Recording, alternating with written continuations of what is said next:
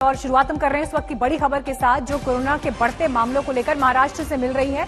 महाराष्ट्र में बीड में 26 मार्च से लेकर 4 अप्रैल तक संपूर्ण लॉकडाउन का ऐलान किया गया है। ये बड़ी खबर इस वक्त सामने आ रही है महाराष्ट्र से। बीड को लेकर यह फैसला किया गया है क्योंकि जिस तेजी से दरअसल महाराष्ट्र के अलग अलग हिस्सों में केसेस बढ़े हैं, अगर आप टोटल नंबर ऑफ केसेस देखें पूरे देश में, यानी जो एवरेज 45 से 47 के बीच 45,000 से 47,000 के बीच दिखाई दे रहा है, वहीं अकेले महाराष्ट्र में केसेस करीब 25 से 30,000 के बीच रिपोर्ट हो रहे हैं रोजाना बेसिस पर, और इसी वजह से चिंता बनी हुई है। पिछले 24 घंटे पर भी अगर आप नजर डालें तो देखिए 47,262 केसेस सामने आए हैं, जबकि 275 लोगों की मौत हुई है। ठीक होने वालों की संख्या 23,907 है, और इसी वजह से महाराष्ट्र से यह खबर आ रही है कि बीड में संपूर्ण लॉकडाउन का ऐलान किया गया है। पूरे देश भर की स्थिति भी अगर आप आंकड़ों के लिहाज से देखें तो इस वक्त भी सवाल यही उठ रहा है कि आखिर कैसे कोरोना की जो ये दूसरी लहर अब दिखाई दे रही है, 1 साल बाद वैक्सीनेशन शुरू होने के बाद इसे कंट्रोल किया जाए। कुल मौत का आंकड़ा 1,60,000 के पार जा चुका है। ये नंबर अब एक बार फिर से बढ़ रहा है और ये बढ़ता एवरेज इस वक्त चिंता का विषय बना हुआ है।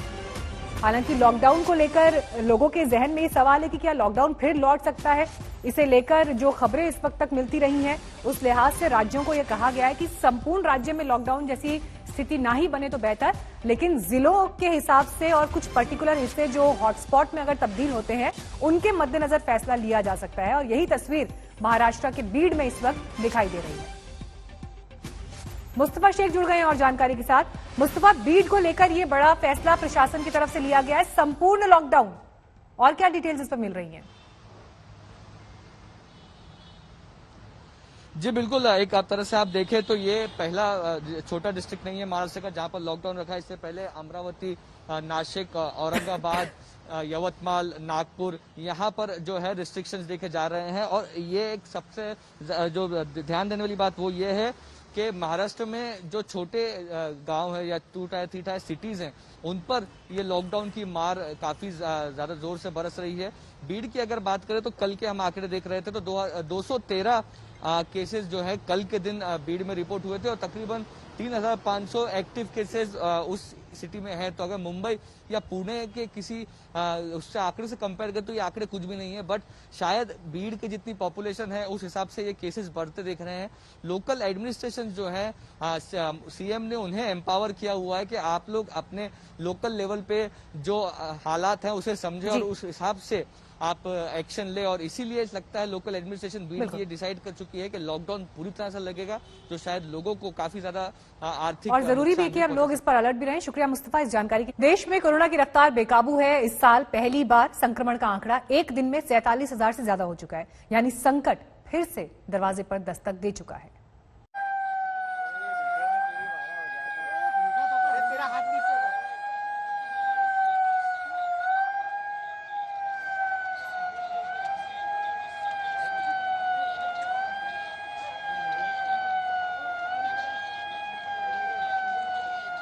मध्य प्रदेश में कल सायरन बजा ताकि लोग जागरूक हों। सीएम शिवराज खुद मास्क बांटने उतर गए ताकि कोरोना को लेकर लोग सावधान हों।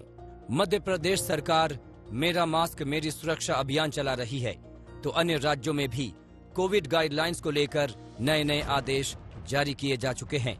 फिर भी कोरोना की रफ्तार धीमी नहीं हो रही। मंगलवार को देश भर में 40,715 नए केस दर्ज किए गए, जबकि 199 लोगों ने जान गंवाई। फिलहाल देश में एक्टिव केस की संख्या 3,45,377 हो चुकी है और रोजाना ये आंकड़ा बढ़ता ही जा रहा है। मास्क तो और भी 1.5 साल लगाना ही पड़ेगा, दूरी बनाए रखनी ही पड़ेगी, लेकिन और हाथ धोने ही पड़ेंगे बार बार। लेकिन एक करने की जरूरत है कि वैक्सीन लेने से अपने को एक बहुत इंपॉर्टेंट सुरक्षा कवच मिलता है, और यही उसका अर्थ है। राज्यों की बात करें तो बीती रात फिर से महाराष्ट्र में सबसे ज्यादा केस दर्ज किए गए। वहां एक दिन में 28,699 नए मामले सामने आए, जबकि 132 पीड़ितों की मौत हो गई। राज्य में सबसे ज्यादा केस मुंबई में 3,512 मिले और 8 मौतें हुई। वहीं पुणे में एक दिन में 3098 संक्रमित हुए और 31 लोगों की मौत हुई। वहीं राहत की सांस लेने वाली दिल्ली में फिर से संक्रमण तेजी से फैलने लगा है। वहां 24 घंटे में 1101 मामले सामने आए। 19 दिसंबर के बाद ये एक दिन में सबसे ज्यादा मामले हैं। इसके साथ ही एक्टिव केस की संख्या राजधानी में 4411 हो गई। दिल्ली की लगातार बिगड़ती हालत को देखते हुए दिल्ली शब-ए बारात और नवरात्रि मनाने पर रोक लगा दी गई। साथ ही फैसला लिया गया कि दिल्ली एयरपोर्ट, रेलवे स्टेशन और आईएसबीटी पर अब कोरोना की रैंडम टेस्टिंग की जाएगी। पंजाब से भी एक चिंताजनक खबर आई। वहां नए स्ट्रेन के मिलने से हड़कंप मचा हुआ है। जानकारी के मुताबिक सरकार ने 401 सैंपल जांच के लिए भेजे थे। उनमें से 81% सैंपल में ब्रिटेन के नए स्ट्रेन मिले। मंगलवार को यूपी में भी संक्रमण का ग्राफ तेजी से भागा। वहां 638 नए मामले दर्ज किए गए। लखनऊ से कुमार अभिषेक और मुंबई से पंकज उपाध्याय के साथ आज तक ब्यूरो। कोरोना के खतरे के बीच कल सरकार ने ऐलान कर दिया कि अब 45 साल या उससे ज्यादा उम्र के लोग भी वैक्सीन लगवा सकते हैं। इसका आगाज 1 अप्रैल से होगा। सरकार की कोशिश है कि संक्रमण फैलने से रोकने के लिए वैक्सीनेशन की स्पीड को तेज किया जाए। मंत्रिमंडल के बैठक में चर्चा हुई और विशेषज्ञों की सलाह, टास्क फोर्स का सलाह और वैज्ञानिक आधार पर 2 फैसले किए गए। पहला फैसला यह कि 1 अप्रैल के बाद 45 से ऊपर कोई भी हो जिसको बीमारी है या नहीं है, सबको वैक्सीन उपलब्ध होगा।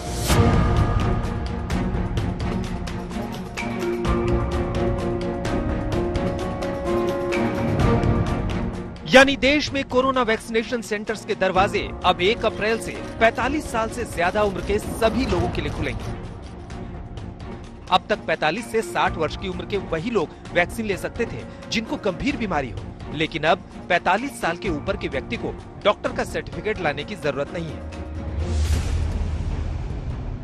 ये फैसला इसलिए महत्वपूर्ण है क्योंकि पिछले 1 हफ्ते में कोरोना के केस तेजी से बढ़ रहे हैं। कुछ दिन पहले तक रोजाना औसतन 15,000 केस आ रहे थे, वो अब बढ़कर 40,000 से ज्यादा हो गए, जिसके बाद से कई विशेषज्ञ वैक्सीनेशन का दायरा बढ़ाने की जरूरत पर जोर दे रहे थे। इसके ऊपर के सभी कर्मचारी हो, कोई भी नागरिक हो, वो वैक्सीन ले ही सकता है। और वैक्सीन में सरकार ने ही एक व्यवस्था की है कि जो सरकारी व्यवस्था में वैक्सीन लेगा उसे मुफ्त मिलती है, जो प्राइवेट में लेगा उसको 250 रुपए में 1 डोज मिलता है। देश में अब तक 4 करोड़ 83 लाख से ज्यादा लोगों को वैक्सीन लग चुकी है। इनमें से 80 लाख लोगों को दूसरी डोज मिल चुकी है। सोमवार को देश में रिकॉर्ड 32.5 लाख लोगों को वैक्सीन डोज दी गई। अब तक 28 दिन बाद दूसरी डोज लगती थी, लेकिन वैज्ञानिकों की सलाह के बाद केंद्र सरकार ने कोविशील्ड वैक्सीन की 2 डोज के बीच अंतर को बढ़ाने के निर्देश दिए हैं। पहले कोविशील्ड की 2 डोज के बीच का अंतर 4 से 6 हफ्ते था, जिसे बढ़ाकर 6 से 8 हफ्ते करने का फैसला लिया गया है। लेकिन पहली और दूसरी डोज के बीच का अंतराल 8 हफ्ते से ज्यादा नहीं होना चाहिए। ये नया नियम सिर्फ ऑक्सफोर्ड की वैक्सीन कोविशील्ड पर ही लागू है, भारत बायोटेक की कोवैक्सीन पर नहीं। और दूसरा भी निर्णय लिया वैज्ञानिक आधार पर टास्क फोर्स के सलाह से कि जो वैक्सीन के दरमियान ये पहले बताया था कि पहले डोज के बाद 4 या 6 सप्ताह में ही वैक्सीन लेना चाहिए, दूसरा डोज। लेकिन अब वैज्ञानिकों ने पाया है कि कोविशील्ड का डोज 4 से 8 सप्ताह के दरमियान लेना ठीक है। दुनिया के सबसे बड़े वैक्सीनेशन प्रोग्राम को फाइन ट्यून करके दोबारा से बढ़ते कोरोना के प्रकोप को काबू में करने का प्रयास किया गया है, जिसका कितना असर पड़ता है ये कुछ दिनों बाद पता चलेगा। दिल्ली से मिलन शर्मा के साथ आज तक ब्यूरो। मुंबई के पूर्व पुलिस कमिश्नर परमवीर सिंह की याचिका को स्वीकार करने से सुप्रीम कोर्ट ने इनकार कर दिया है। आज हुई सुनवाई में कोर्ट ने याचिकाकर्ता को बॉम्बे हाई कोर्ट जाने को कहा। सुप्रीम कोर्ट ने यह माना कि याचिका में लगाए गए आरोप गंभीर हैं, लेकिन यह भी कहा कि याचिकाकर्ता को पहले रुख करना चाहिए हाई कोर्ट का। परमबीर सिंह की तरफ से वरिष्ठ वकील मुकुल रोहतगी ने पिछले फैसलों का हवाला दिया, लेकिन कोर्ट ने सुनवाई से इनकार कर दिया। कोर्ट ने यह भी सवाल पूछा कि आपने जिन पर आरोप लगाए हैं उन्हें यानी महाराष्ट्र के गृह मंत्री अनिल देशमुख को पक्षकार क्यों नहीं बनाया। तो आज के दिन कोर्ट में जो बड़े डेवलपमेंट हुए आपको वो हम इस वक्त दिखा रहे हैं। हाईकोर्ट न जाने पर सवाल पूछा, इस पर जवाब ये दिया गया कि हाईकोर्ट मूव करेंगे। हालांकि ये भी कहा कि सुप्रीम कोर्ट ने ऐसे मामलों में फैसले दिए हैं। कोर्ट ने इस मामले को बेहद गंभीर माना, आरोपों को गंभीर माना, लेकिन ये भी सवाल पूछा कि अनिल देशमुख जिन पर इतने गंभीर आरोप लगाए जा रहे हैं उन्हें इस केस में पक्ष क्यों नहीं बनाया गया।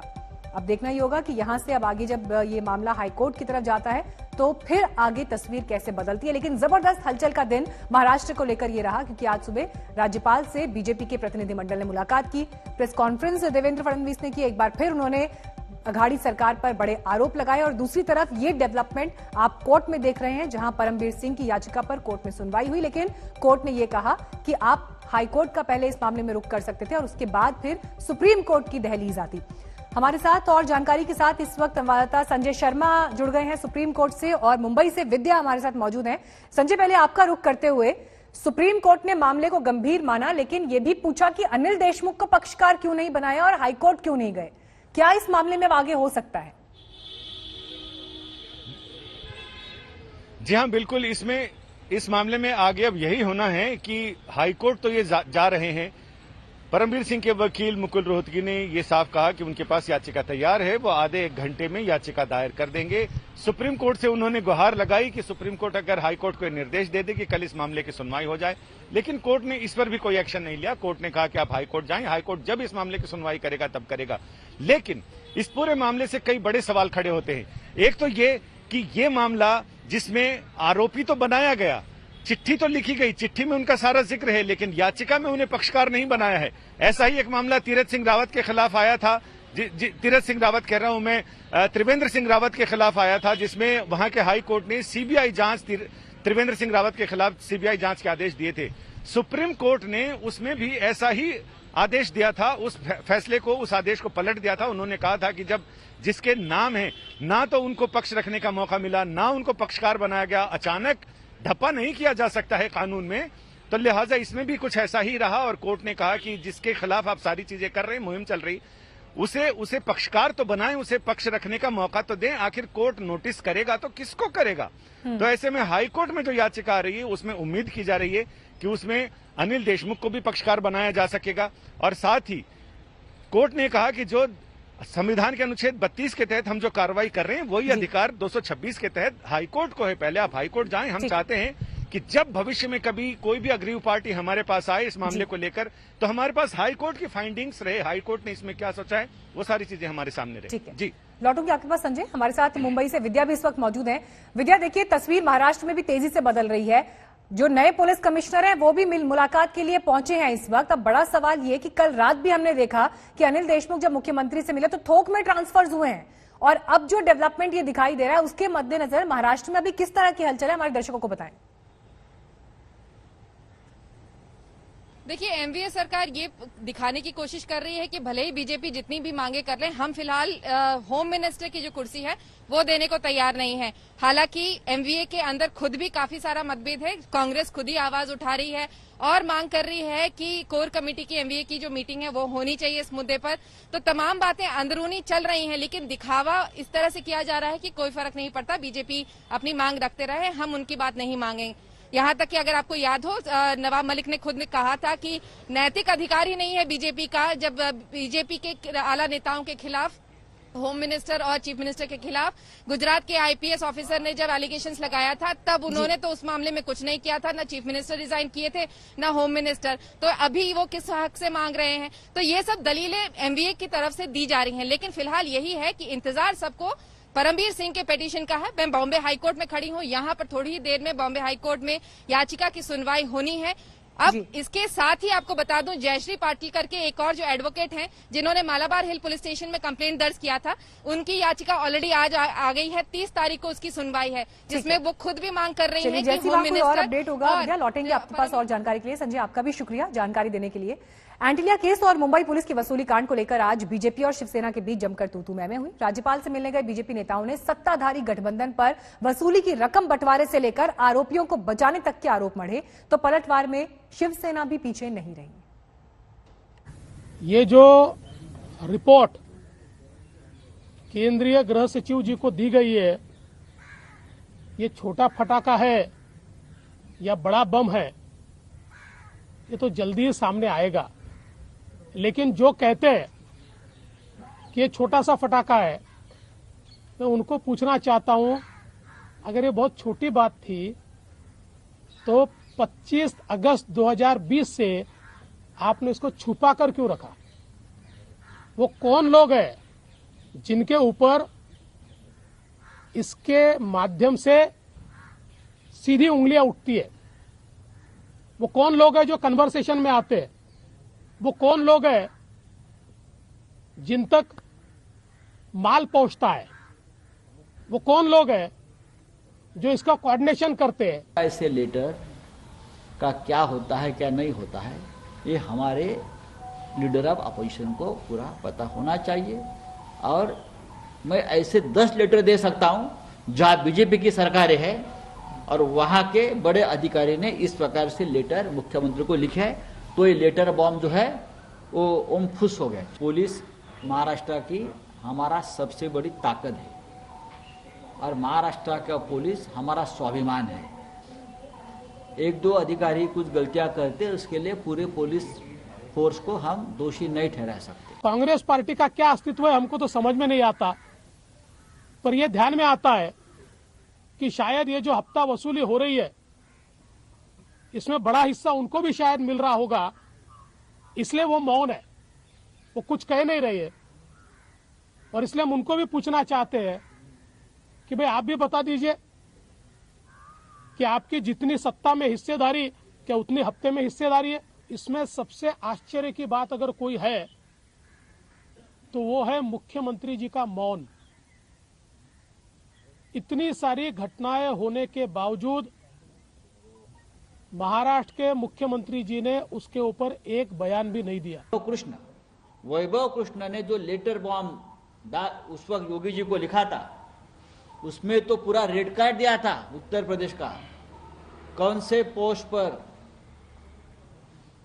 आने के लिए जो रैकेट चल रहा है वहां 7 या 8 सीनियर आईपीएस अधिकारी का 50 लाख से 1 करोड़ से ऊपर तक वो पूरा रेड कार्ड वैभव कृष्ण ने योगी जी को एक पत्र लिखकर दिया था। मुख्यमंत्री ये प्रमुख है, उन्होंने बातचीत करनी चाहिए, लेकिन वो जानते हैं कि इस पर बात करना उनके लिए कठिन है और अगर इस पर वो बात करेंगे तो कहीं ना कहीं जांच करनी पड़ेगी, जांच के आदेश देने पड़ेंगे जो वो देना नहीं चाहते।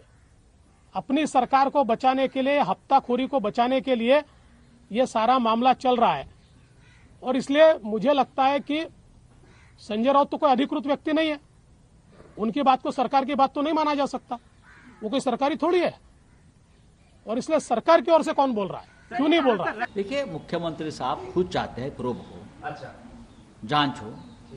अनिल देशमुख जी जो गृह मंत्री है वो खुद चाहते हैं जांच हो, चाहते हैं ना, लेकिन लीडर ऑफ अपोजिशन ये जांच अधिकारी नहीं बन सकता। अगर रिटायर कोई हाईकोर्ट जज हो या और कोई है, आप जाकर मुख्यमंत्री से बात तो करिए, लीडर ऑफ अपोजिशन ने जाकर बात तो करनी चाहिए कोई प्रस्ताव लेकर। जब तक उद्धव ठाकरे मुख्यमंत्री है तब तक ऐसा कोई हम पर नहीं होता। आरोपों के घेरे में आए महाराष्ट्र के गृह मंत्री वसूली कांड वाली बैठक को लेकर सफाई पर सफाई दिए जा रहे हैं, लेकिन बीजेपी नए नए दस्तावेज निकालकर उनके और पवार के दावों की हवा निकालती हुई नजर आ रही है।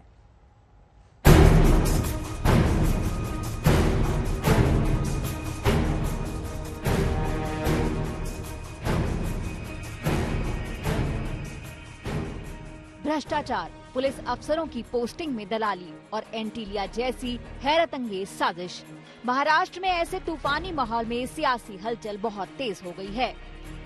बीजेपी पूरे एक्शन में है। आज पूर्व सीएम फडणवीस की अगुवाई में बीजेपी नेता राज्यपाल के पास उद्धव सरकार की शिकायतों का पुलिंदा लेकर पहुंचे।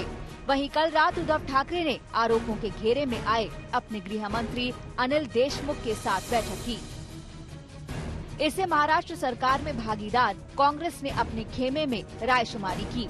उद्धव और कांग्रेस की मुलाकात का मकसद वही मुद्दे थे जिनसे महाराष्ट्र सरकार की किरकिरी हो रही है, लेकिन मुलाकात में बात क्या हुई ये कोई बताने को तैयार नहीं।